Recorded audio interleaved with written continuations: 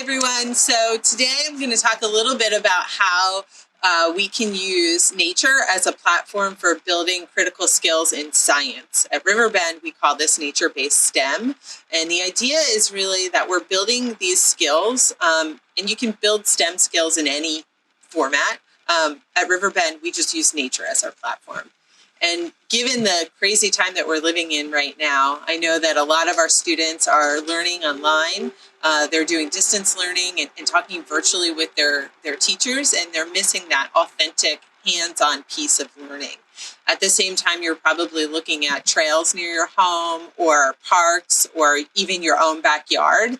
And these can be incredible educational tools to help to support you during this time. When we go outside and explore nature, we offer endless opportunities for authentic real-world learning. One example that we start with at Riverbend is just the skill of observation. Observation and learning to be able to take a look very closely at an object in nature is the foundation for learning how to collect evidence and use that evidence to build a science investigation.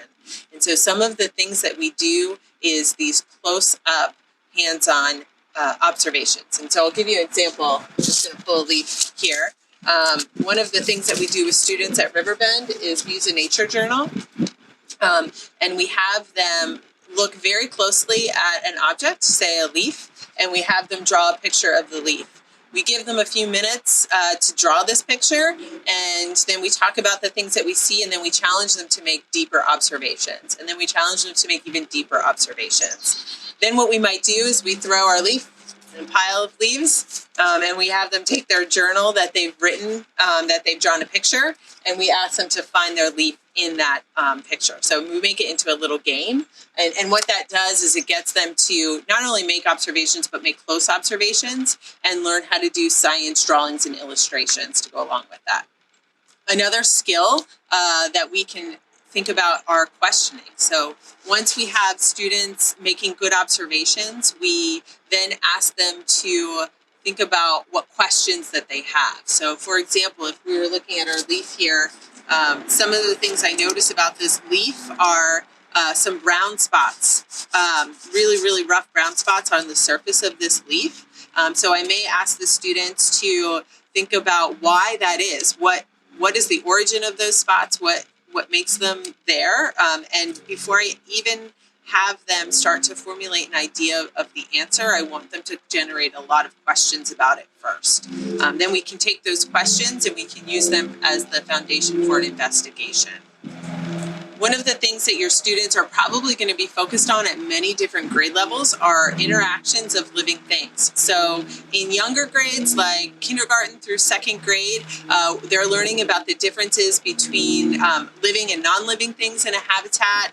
When we get into third through fifth grade, they're looking at interactions within an ecosystem.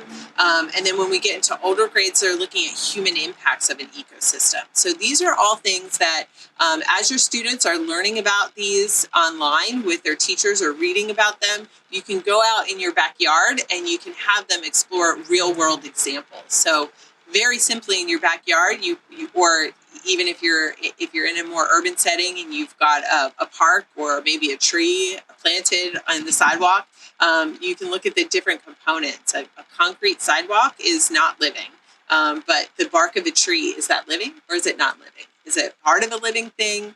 A lot of kids will ask questions like, what about if it was once living? So if you find a dead worm on the ground or maybe a piece of an animal like a feather that has fallen, those are good conversations to really dive into those differences.